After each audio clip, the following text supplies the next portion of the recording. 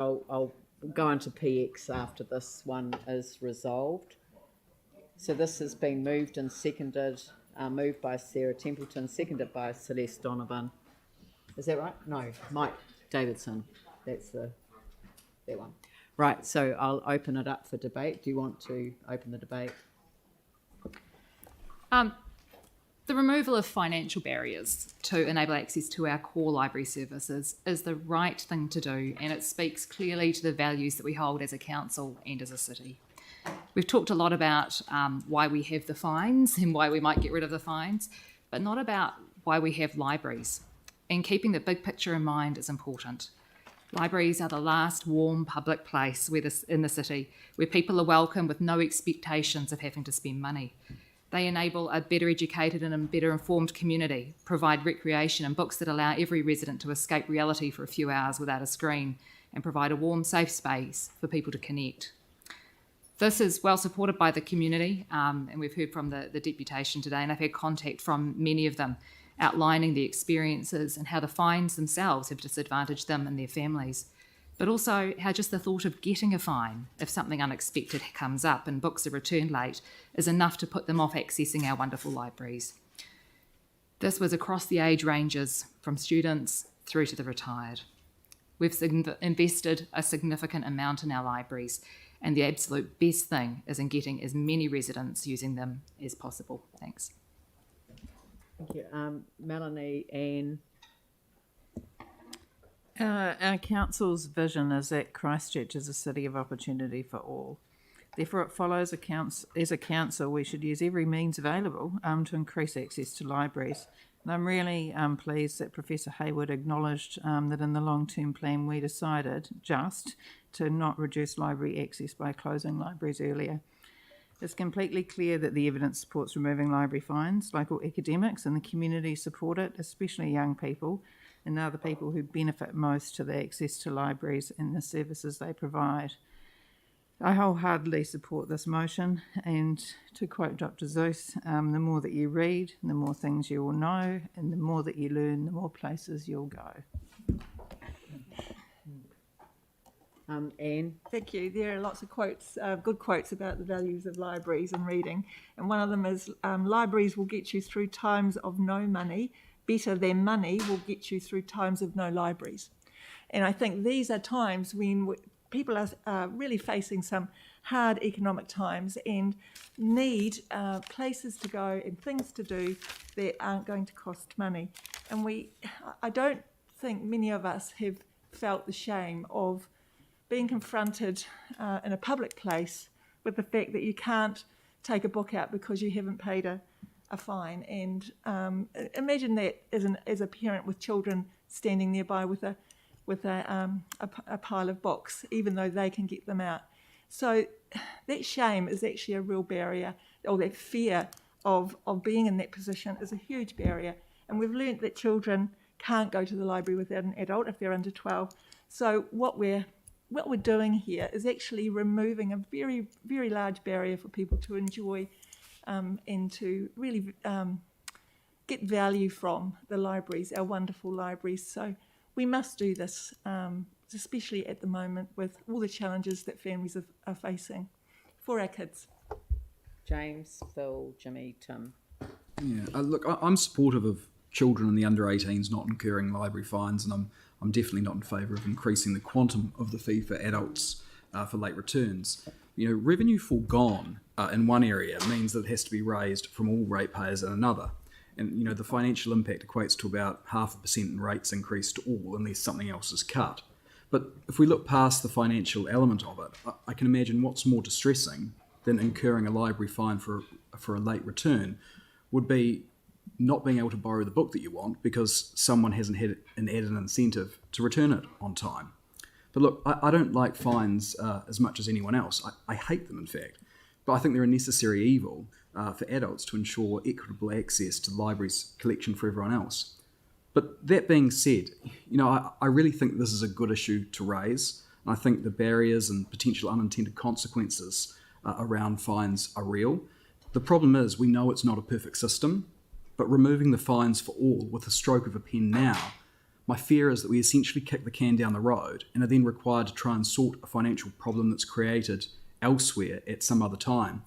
So reviewing the library's fees and charges, including this concept, which I think is a good one, and thank you for bringing it, I think would be ideally placed as part of the fees and charges section of the long-term plan, which we're doing next month.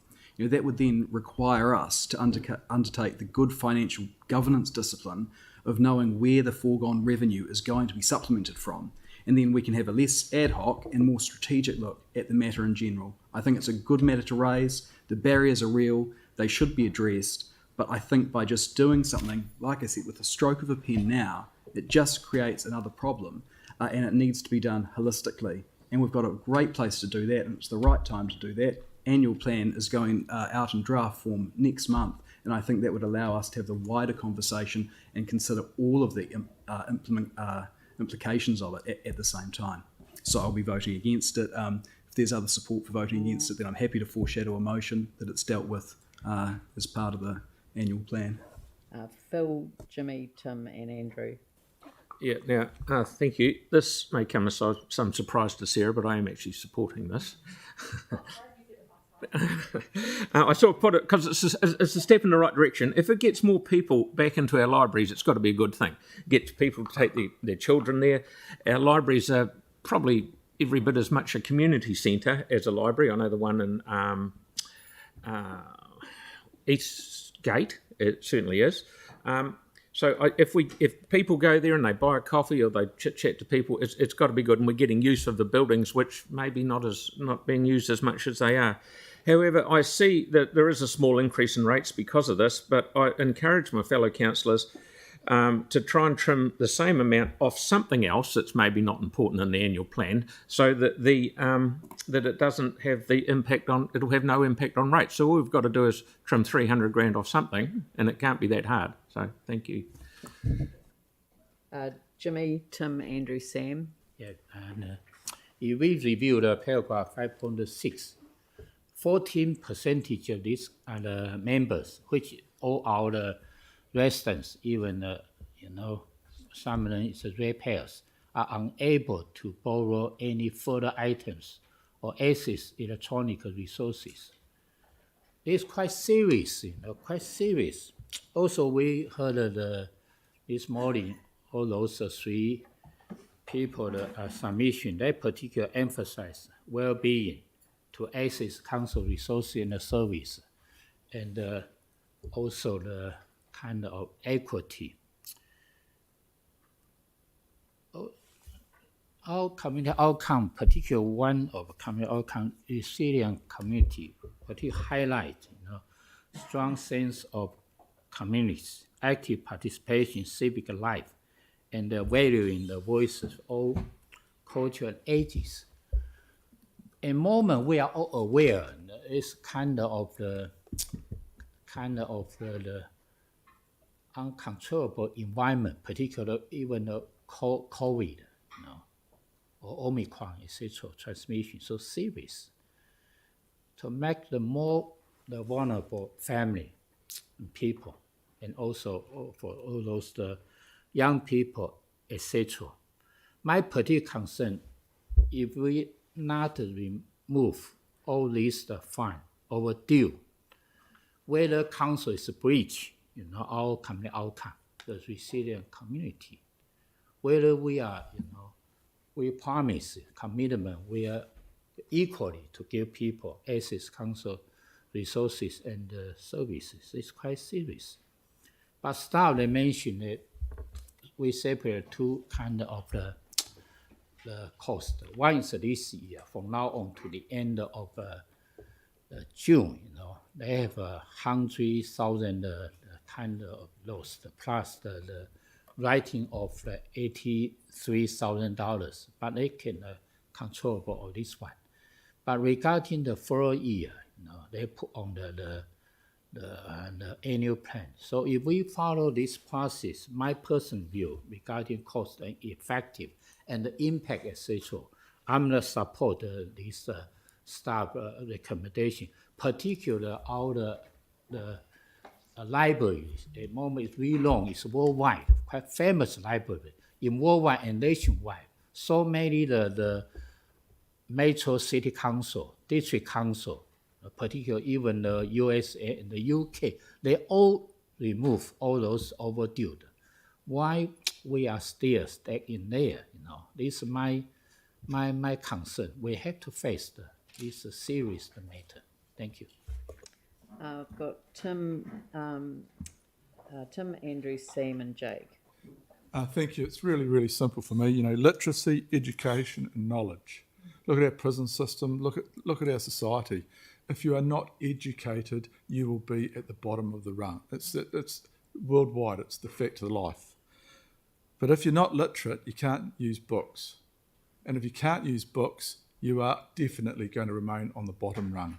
That's just a fact. So for me, I think it's absolutely essential that we do everything we can and whatever we can to raise literacy in our community. It helps our society. Without education, you will not have knowledge. Knowledge improves the way you live, what you eat, how you live, and how you travel. It's absolutely essential. It increases your employment opportunities, which again helps our society. And so the councils around the table that are concerned with the 300,000, then I'd suggest we have a discussion with our libraries about what the essential use of a library is. What is the true key that will improve people's lives and lift them up that rung from poverty and from being at those baseline jobs and helping their children forward. I mean, I look at some of the things that we do and offer, which are wonderful, which are the 3D printing, the music, etc., which are really important to some people. But what is the core? Like a council, we can't be everything to everyone. And the economists' predictions with regards to interest rates doubling over the next 12 months, we have a huge amount of debt. So in the big picture, we've got to look at everything we're doing just as everyone else has to. So I'm absolutely supportive of this. And rather than kind of looking at cutting this because of 300,000, there are other ways we can do this. But this is the base essential to raising education in our society. So thank you very much. Andrew, Sam, then Jake. Thank you. I also support this. It is the right thing to do for the reasons that we've already heard a number of in the meeting today. We've heard examples of the effects of library fines, and there are examples in the report. And of course, that's exacerbated for those who can least afford to pay and who are most affected. Libraries are a service that we provide for our communities. They're not a revenue generator. And in that regard, accessibility, equity of access, focus on ease of use, and a focus on the service that we're providing to those in our communities that need it and appreciate it are the approach that we should be taking here. Libraries are a really important part of the social fabric of our communities, and it's for that reason that I support taking a progressive approach here, supporting equitable access and reducing the anxiety that we have heard described around library fines. Yes, we could leave this to the annual plan, but I'm pleased that we're able to deal with this today in order to implement what we now know to be a positive change as early as possible. So I'm going to be supporting this in its early implementation today. Thank you, Sam, then Jake. Thank you, Leanne, and thank you to Carolyn and Elaine for coming in. I think it's actually a really comprehensive report, so I do appreciate the work you've done on that, particularly around the alternative models as well. This has probably been a really good learning experience for me, in a sense that I actually would be the first to confess I don't know a lot about our libraries. I'm not someone that uses them that much, but I did think that after reading some of the stuff that potentially we were being inhumane with our treatment of people, but it's been really reassuring, I guess, in the questions today to confirm that there's already a structure in place to wipe things when people are at their lowest point. So having read the report and then actually contextualising it with the people that do it every day, I've got a really high degree of comfort that the personal responsibility element that exists now works, and that at the same time, when people are at their lowest, they can have a conversation with, I think, compassionate people within our libraries who can work with them. I don't think we need to rush to change this. I think the system works, and actually that the wider ratepayer public would expect a bit of tension to be in that system for assets they effectively own. And the books are the community's assets. And so everyone has the responsibility in a personal sense to return them. there will be instances where someone is crook or, ultimately can't get them back in time. And I think that quite rightly, management have delegation and discretion to fix that now. But if we were to go down this path, then does that mean we remove parking fines and the like? And I'm probably not one that's overly keen on doing that, because I think there needs to be tension in the system from a local authority like ours. And, the balance is about right now, so I won't be supporting it. Jake? And Paula. While I'm fully supportive of the removal of the abolition of this punitive and regressive fine, and let me be the first to congratulate Councillor Templeton personally for taking the bull by the horns on this matter. I mean, it's fantastic when members take ideas to council via notice and motion. I am a little concerned that this may not be the most appropriate way to approve new funding. And I believe that when the process is not quite right, you should say so, whether or not the substantive matter is one you agree with or not. In fact, you have a greater responsibility to say so, particularly on the matters you wholeheartedly agree with. There's a good reason we go through a budgetary process for new funding, because although this is clearly a social good, there are many other social goods. And some aren't as sexy as this, and they need to get a look into too. But anyway, enough negativity from me. This is clearly the right thing to do and a great step forward in the social progress of our city.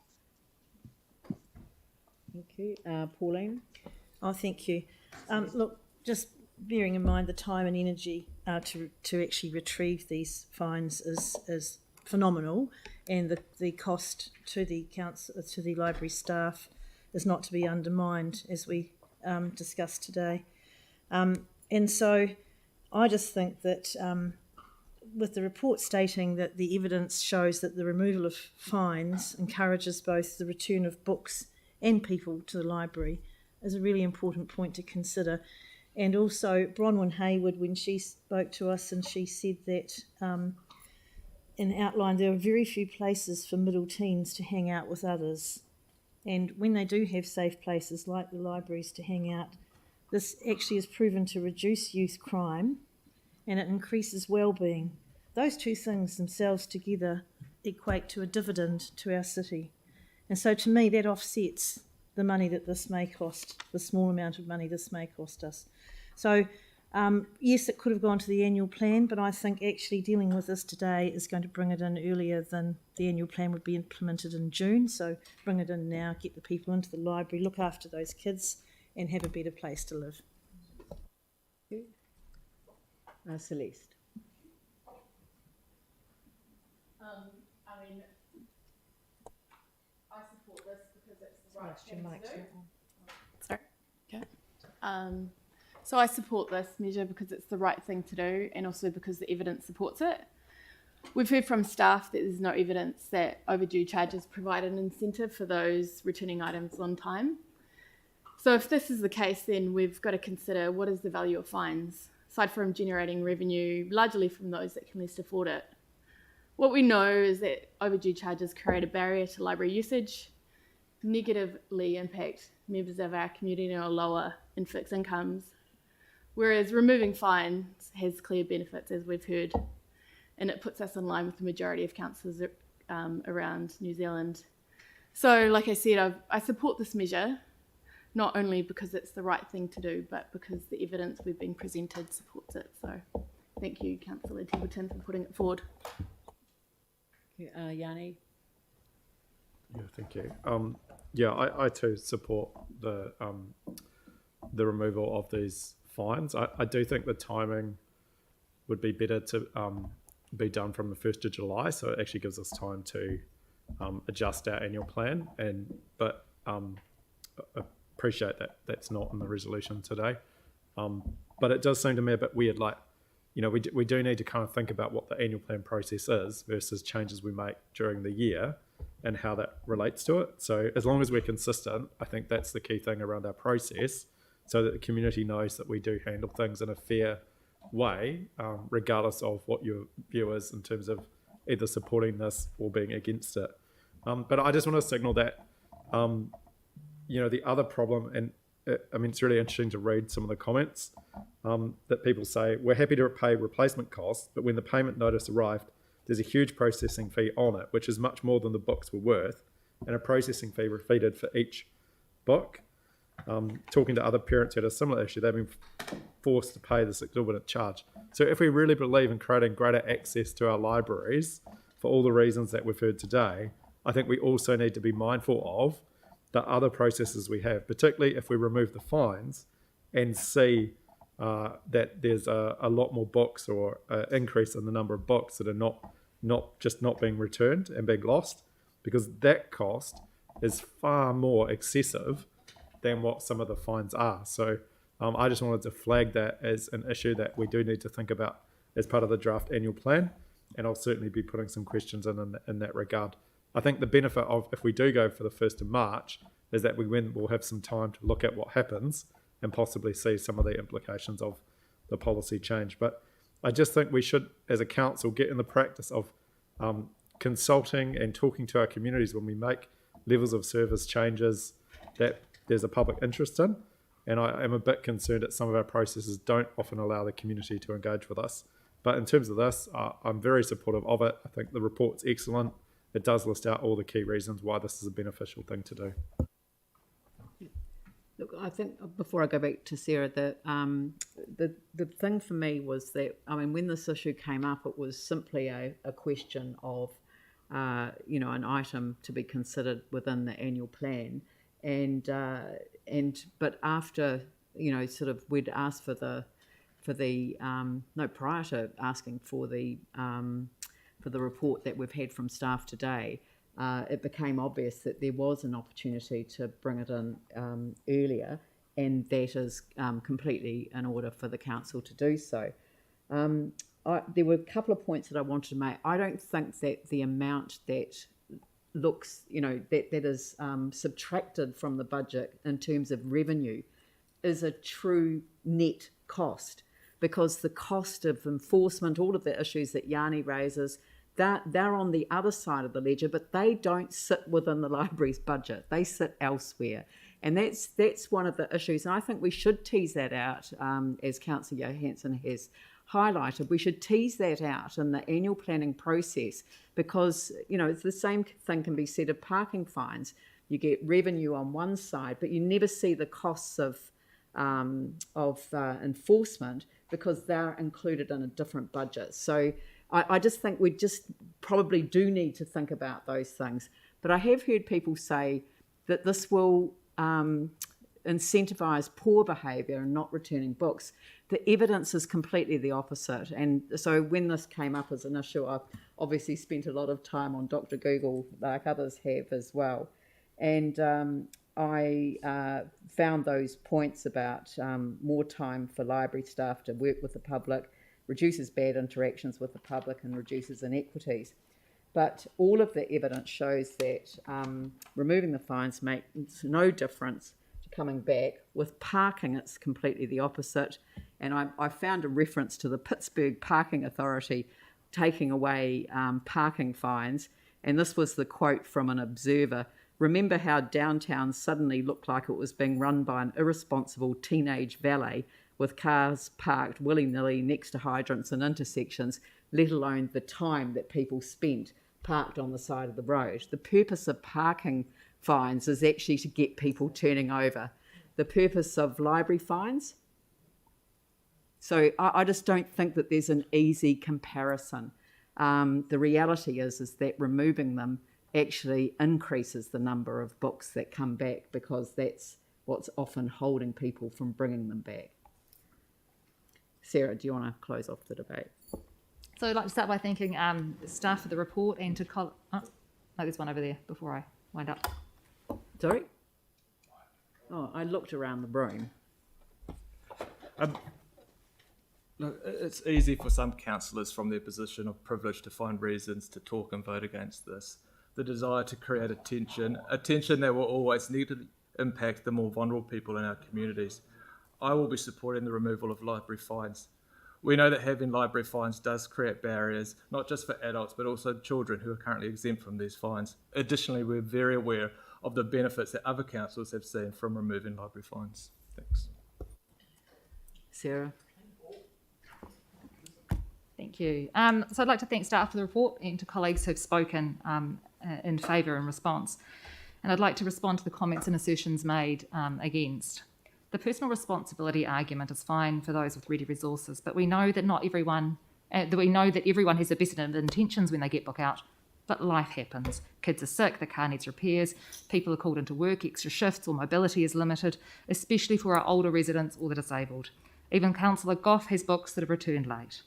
Incurring fines for what were free book rentals leads to debt collection agency involvement, credit rating impacts, and disadvantages those who have the least.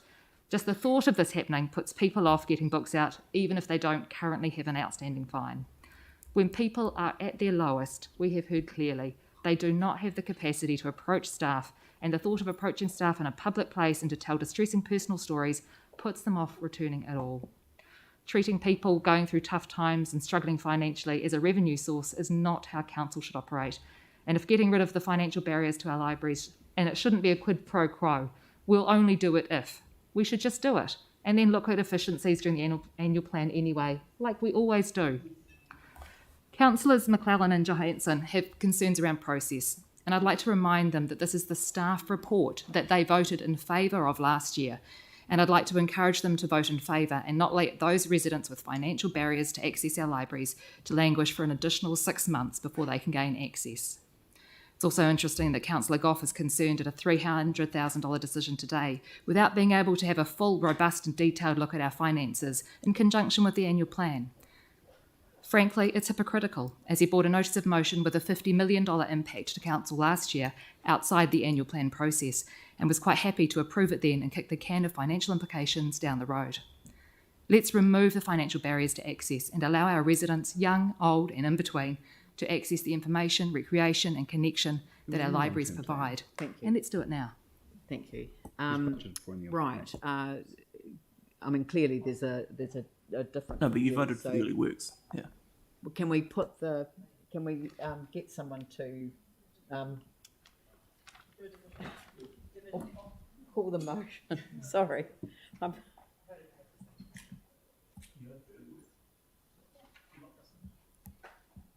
So I'm putting the motion, and it's if we can. Councillor Cure.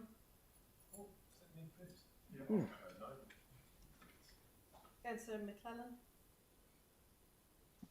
Aye. Councillor MacDonald. No.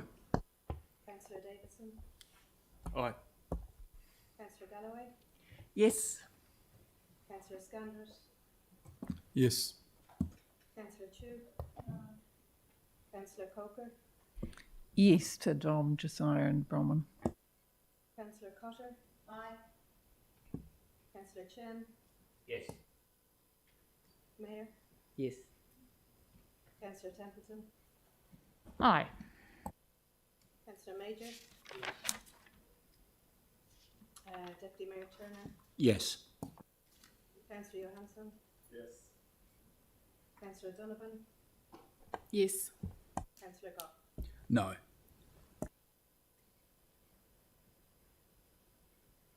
So 13 for yes and 4 for no. I declare that carried. I'll just now move that we exclude the public for the reasons identified in the agenda. Do I have a seconder for that? Tim Scandrett. I'll put that motion. All those in favour say aye. Those opposed say no. That's carried. Oh, who said no? Yanni. Can you note that Yanni said no to the going into PX? And Sarah, I'll have you know that my library account is unblemished. It is George's one that has been sullied with the late returns.